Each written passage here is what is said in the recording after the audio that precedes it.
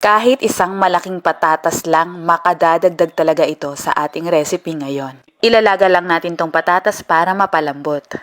Meron akong chicken breast dito, idadice lang natin ito. Tapos sa isang bowl naman ay nag-whisk tayo dito ng isang itlog, tapos magbubuhos tayo ng konti dito sa ating chicken. Kahit konti lang, mababaran lang natin ng egg itong chicken, tapos set aside.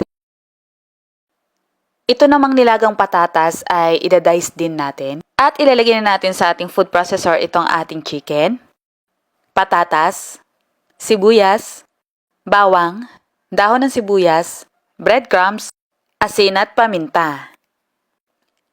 I-blend lang natin to hanggang sa mag-combine lahat ng ating ingredients. So, magiging ganito ang texture nito. Mag-prepare tayo sa baso ng plastic ng yelo. Kung wala kayong plastic ng yelo, pwede naman ang ibang plastic na malilinis. Maglalagay tayo dito ng ating mixture. Tapos, isil lang natin itong mabuti.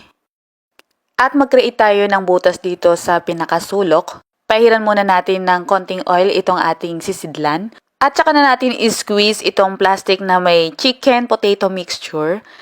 Ang gagawin natin dito ay pabilog na parang donut. Okay lang na hindi perfect ang shape nito dahil mamaya magiging maganda ang kalalabasan nito. At para mag-firm, i-refrigerate muna natin to for 1 hour. Ngayon naman, meron din akong ipapakita sa inyong another technique. Lagyan ng oil itong ating plato, pati na rin ang ating kamay. Make sure lang na malinis ang ating mga kamay bago gawin ito. At kumuha tayo ng mixture para i-mold natin ng pabilog. Ifo-flatten ito at saka natin bubutasan gamit itong takip ng bote. Sa ganitong paraan, mas maganda at mas bilog ang shape nito. I-refrigerate din ito for 1 hour. Yung natira naman nating itlog kanina ay lalagyan natin ng 3 tablespoon lang ng water at konting asin. Tapos yung ating mga chicken donuts ay i-coat natin sa harina. Tapos ilulubog natin dito sa egg.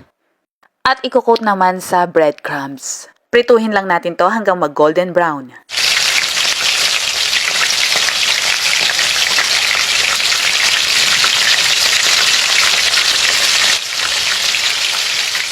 At heto na nga, 'di ba? Ang ganda na ng shape niya. So, heto mga ka-MU, sobrang magugustuhan ng mga kids itong chicken donut dahil mahilig sa chicken nugget sa mga bata, pwedeng-pwede din talaga sa kanila ito. Napakasarap. And for sure, ma-enjoy to ng mga bata at hindi lang naman yung mga bata, pati tayong mga isip bata.